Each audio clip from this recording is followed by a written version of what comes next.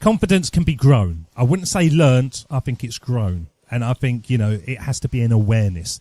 If you are lacking in confidence, you've got to be aware, first of all, that you're lacking in confidence and start doing subtle things to change that.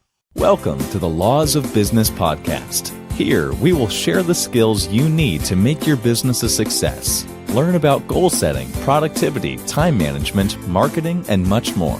Hear inspiring stories with today's best business leaders and join a hub of thousands of passionate entrepreneurs across the world. And now, here's your host, Jamil Jama. Hello, everybody, and welcome to another episode of The Law of Business. I'm your host, Jamil Jama, and I interview successful entrepreneurs. And today I'm going to be interviewing a real awesome guest, David Ralph. David also had me on his show, and David's show is called joinupdots.com. He's the host of joinupdots.com podcast.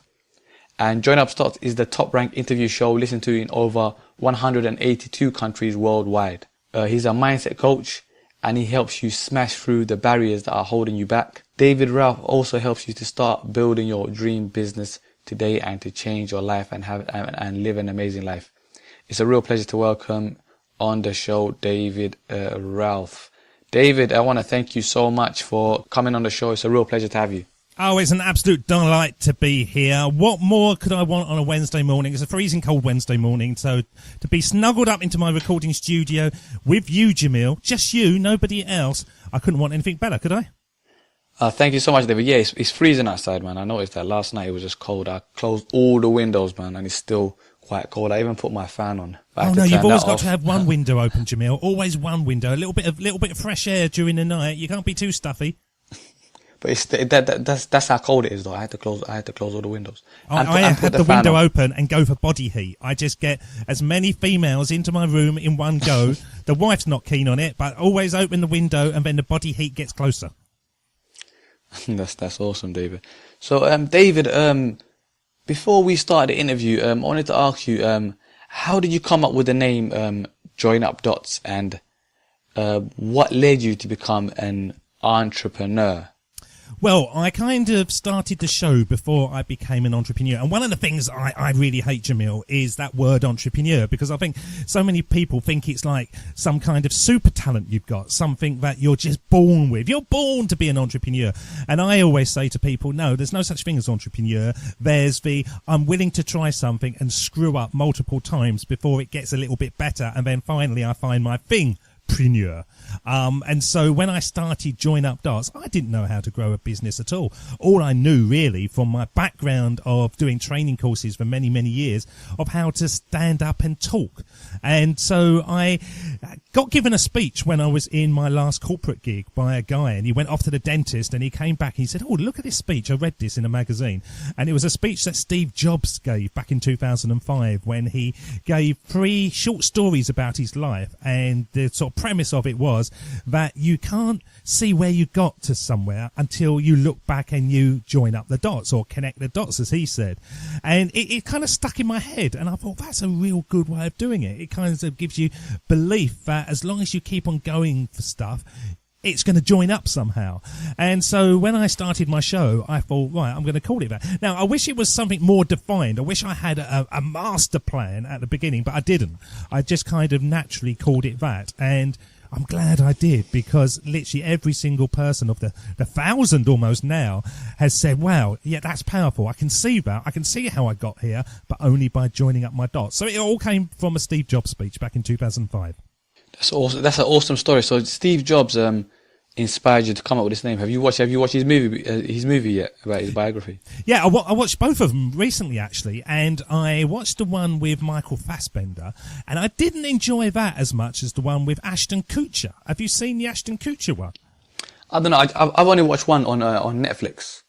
Yeah, there's 2 on Netflix. It's called Jobs. It's called Jobs. That's all. It's called Jobs. And the one I watched. Yeah, I think they're both called Jobs, actually. I think the first one's called Jobs. But Ashton Kutcher does one from kind of child all the way up. and looks at how Apple was formed in the garage. It's more kind of a biography, where the Michael Fassbender one just had like 3 key stories in his life, really. Interesting character. Interesting because he was as strong because of his screw-ups as he was for his talents. He couldn't have got to become the Steve Jobs that really rocked it without going through the dark times. Fascinating stories. Definitely. What did you learn most from that movie? What I learned from that movie is to be careful who you trust, because he got backstabbed quite a few times. I think you're always going to, aren't you, Jamil? I don't think you can put your head above the parapet without getting a few bloody noses, really. And I think that's natural. I don't think really you can trust anyone until the trust has grown. And what I mean by that, you can't, in the entrepreneurial and especially on the virtual space, look at anyone and go, oh, they're going to be a good guy. Because it's just not possible. You haven't got that connection. You haven't had those hours in pubs having a drink and sort of socialising before you make that decision. And I've certainly been burnt quite a few times, really, during this, by people that I thought were good, but actually turned out to be mental cases. And so with the story, I think the thing that I got from it all was, you know, don't worry about failing, really. Don't worry about failing. You just look at it as learning. And I know it's a trite thing that everybody says, you know, oh, you learn more from your failures. But it's true, you do. And literally everything that I have done which hasn't worked, now I'm about 2 or 3 years down the line, I can see why it didn't work. And thank God it didn't work at that time, because it just wasn't right, and it would have put me into a position where I was doing too much work for the value I was getting. There's always a reason why something doesn't work, and that is because you don't know enough about the system. And that's what I got from those Steve Jobs films. So, David, you help people with confidence. And there's a quote, confidence is the most attractive quality a person can have. How can anyone see how great you are if you can't see it yourself? So how can someone who is lacking self-confidence get self-confidence? I think one of the key things is starting to change your routine. A lot of people, when they lack self-confidence, will kind of rein themselves in. So they will go to the job on the same commute. They don't talk to people going there. And they get to their cubicle or their booth or whatever, and they just do what they need to do. And they kind of, they show the world a smaller and smaller version of yourself. And I think one of the things you need to do is really just start breaking down those routines. And you can do it very subtly. You don't actually have to do all the scary stuff straight away. It could be like on a Saturday morning, you get up and you get on a bus, but you don't know where the bus is going. You're just going to get on the bus and see where it goes to, and then get off and have a little walk around and then explore, and then come back. It's all these little things that will just make you think differently about your life. It might be that you go into the supermarket and instead of getting the same cereal you've always got, you pick something up differently and just try it. And so try something new. Try something new, break your routine, but don't have to do that scary stuff where people say, oh, if you lack confidence, you've got to get up and do a 15-minute presentation in front of people. It's too much. It's too much for people. So you just got to do like little adventures, tiny little things to start being aware of where you put yourself. And by breaking all those little connections, all those dots, as we might say, that is how confidence builds. And nobody is confident at the beginning. Some people might seem confident, but under the surface they're not. Some people grow into confidence, but if you find your thing that really is easy for you, that's where confidence becomes really sexy. And I think you and me, Jamil, we sound sexy, don't we? Yeah, we do. So confidence can be learned, basically. Confidence can be grown. I wouldn't say learnt, I think it's grown. And I think, it has to be an awareness. If you are lacking in confidence, you've got to be aware, first of all, that you're lacking in confidence and start doing subtle things to change that. Yeah, sorry. What I meant is, if you're good at something, you're going to be confident at that thing, basically. That thing will make you confident. Yeah, I think if you have a starting point of something that you can naturally do, and we always talk about in my show, the thing that you used to do when you were small, before money got involved, before careers got involved, that thing that you just loved doing, that's a good indication of what you should be doing in life. So if you were little and you used to love going out and collecting butterflies and beetles and stuff, then maybe you shouldn't be in an office when you grow up. Maybe you should be out there doing something to do with nature or whatever, if you were somebody that was drawing. So you've got to find that thing that just makes you happy. first of all.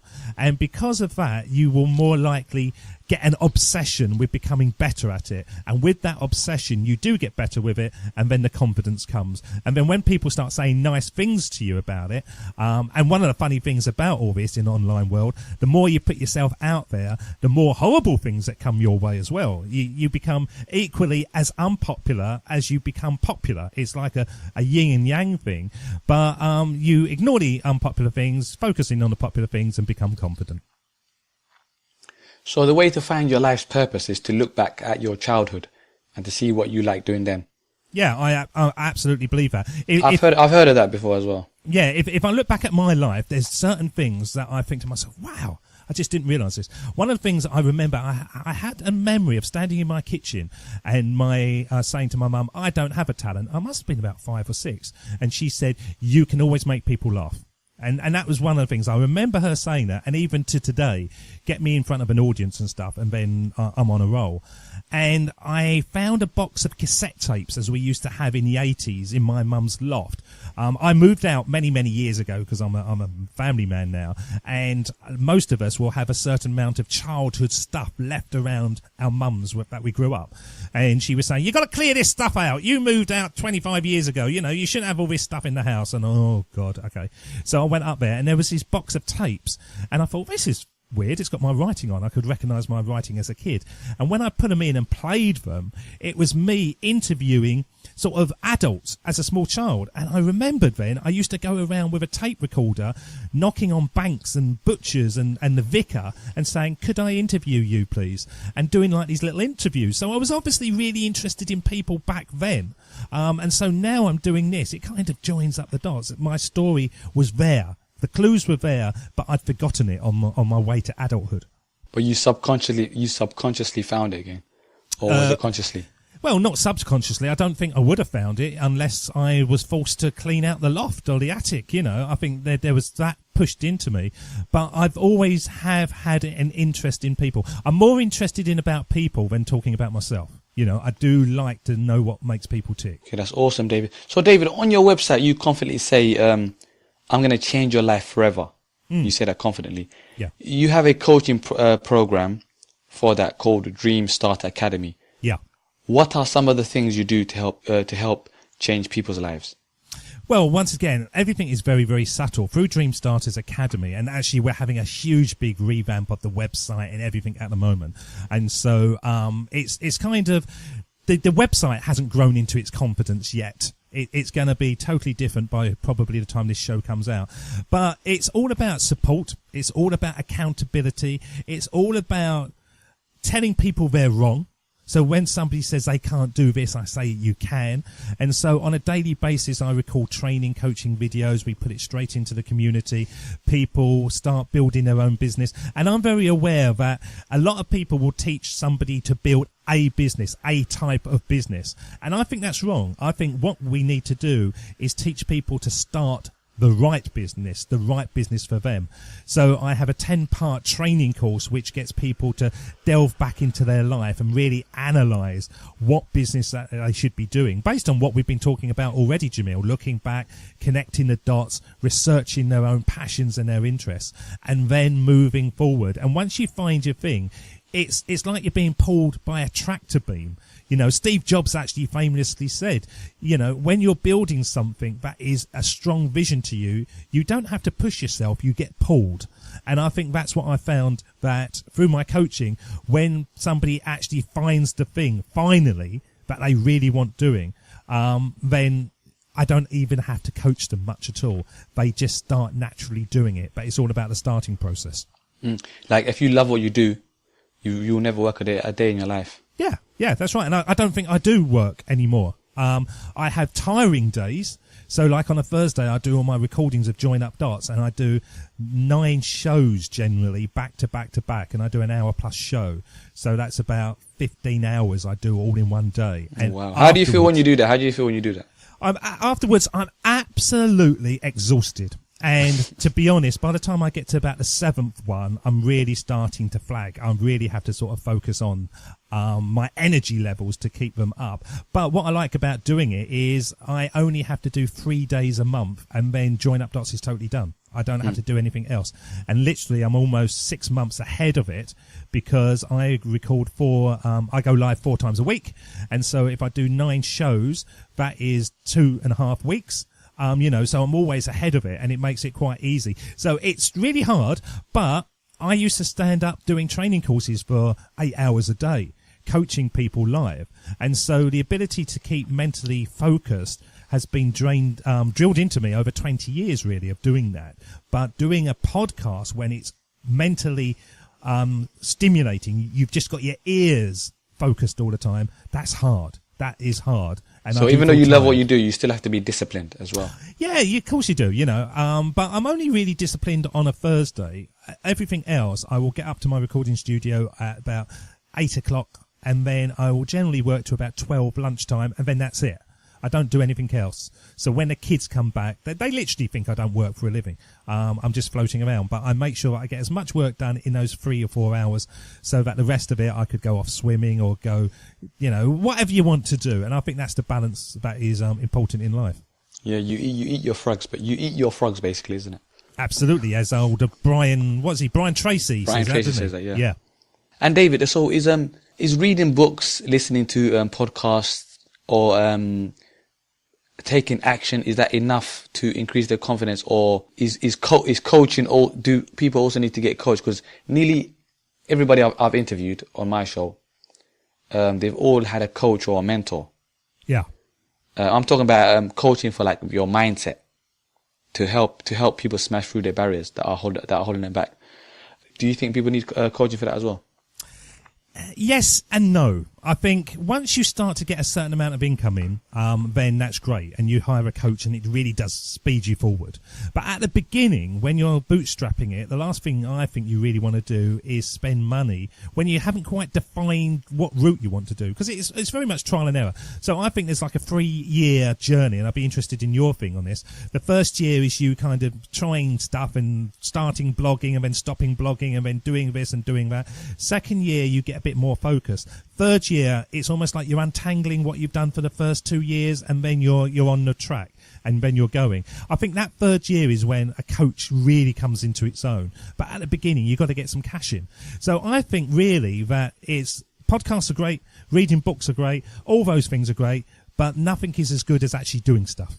And I think action is the best. Taking action is the best way. And I get people all the time say to me, "Oh yeah, David, I listen to this podcast and I listen to that," and I think, I don't know how you get time to do anything. You're just listening to stuff. And quite frankly, they don't. They don't seem to do anything. They just keep on telling me about what they've been listening and reading. So action trumps everything. I don't really listen to podcasts. I can't remember the last time I actually listened to a podcast, because I'm just doing the podcasts. I'm writing a book at the moment, so I'm not reading books. I'm redeveloping my website. I'm doing training courses. I just do it all the time, and I think it's like the singers. Sorry to interrupt you, David. The singers don't really listen to the music. They just make the music and then market it. Yeah, when I started Join Up Dots, I used to listen to every single episode multiple times so that I could hear the nuance, the questions that I asked that were great, questions that I didn't ask that weren't great. And now I don't. I just record and push it out to the world. And that's what I do. It's all about getting it out there as fast as possible. I don't spend a lot of time analysing. I don't spend any time editing my episodes. If I record a video, I just turn on the webcam, start talking, boom, push it out 5 minutes later. And I think that's just how you get better. I think you get better just by doing it and not analysing and trying to polish yourself before you polish the results. So when you do a podcast, if you're doing a podcast or a video, make sure that you do it as well as you can so that you don't have to do the editing afterwards. Get it out, and then your content builds up. The more content you build up, the more profile you get, and it's a win-win. Definitely. And David, you have 20 plus years experience entertaining, educating and inspiring audiences. What have you learned in those 20 plus years, and how will you pass it on? And do you teach public speaking as well? Because I know you've done public speaking. public Yeah, I used to speaking? do a load of public speaking. No, I don't actually. And one of the things was that when I started this, I ran away from everything I used to do. And it was kind of like, I've done that. That was my past life. I don't need to do that anymore. And little by little, I've started realising that actually you don't have to run away from all your past life. You just have to run away from the things that you didn't like doing. And so I always used to like getting up in front of people and doing that kind of stuff. But what have I learned over those last 20 years? I would learn that in a training course, people only listen at the beginning and at the end. I think that's the key thing, which is why I do a very big start to my podcast and a very big end. And which is why the news, they tell you what they're going to tell you, then they tell you, and then they tell you what they told you. For that same logic that people don't really pay attention in the middle bit. That's the key point. I think that the majority of stuff that you do will hit home to someone, but you will never know it. So you can record podcast episode and not hear a thing. And then somebody will then come out of the woodwork and say, I've been listening for 3 years. And you think, really? You've never once connected with me. You've never told me anything and all that. So I think that a lot of your work goes into a black hole, or so you think, but it's never a black hole. There's always a light in there somewhere and somebody's sitting there. And I think the last thing, Jamil, I think that I learn is, as I've said before, the more you do it, the better you get. The better you get, the easier it gets. The easier it gets, the more you do it. And it's a kind of win-win. It goes round in a circle. It's a slog at the beginning, but as you proceed through, it gets easier and easier. What I learned though, it's not the more you do it, the better you get. It's the more effort you put into it, the better you get. I think effort is more important. Isn't that the same? At the beginning, it's a slog, so you're really putting effort into it. And then little by little, you realise that you're not slogging as much because you've just ironed out all the issues that you had at the beginning. Yeah, I think putting in more effort is more important. I don't think it's the same because you could do it again and again and not put in the effort. If you put in a lot of effort, you'll get better. That's what I believe. I will bow to your judgment, Jamil. You are the host of this remarkable show, so I will say you are right in this regard. Now, if you disagree, you disagree. Obviously, okay, you're talking total rubbish, Jamil, and I don't agree with a thing you're saying. Honestly, or you just say is that a joke? No, I don't. I think it's all about the first maybe 6 months. The 6 months of building anything's a killer. It is a killer, and that is the effort. But through that, you become obsessed. If you find your thing, and then it doesn't feel like effort. It probably is still effort, but it just doesn't seem like it because you're studying. You can get into that state of flow. You can lose hours. You come out the other end and you're really exhausted, but you've loved every second. Is that effort? Well, you've been there for hours. You've done a load of work. You've put it in, but it doesn't feel like it. I think that is where we kind of hit our sweet spot between what you say and I say. That moment where you realise that actually you're willing to put that effort in because it doesn't feel like effort. So, David, if anybody wanted to pick your brain on your 20 plus years experience, where can they find you? Well, the two main places is I've got a podcast training course which I run 3 times a month called podcastersmastery.com. I'm sure Jamil will put a link on the show notes. And the other one is joinupdots.com. You can go over to Google, which is the main place, and find literally 1,000 shows. The website, as I say, at the moment is, we got hacked terribly.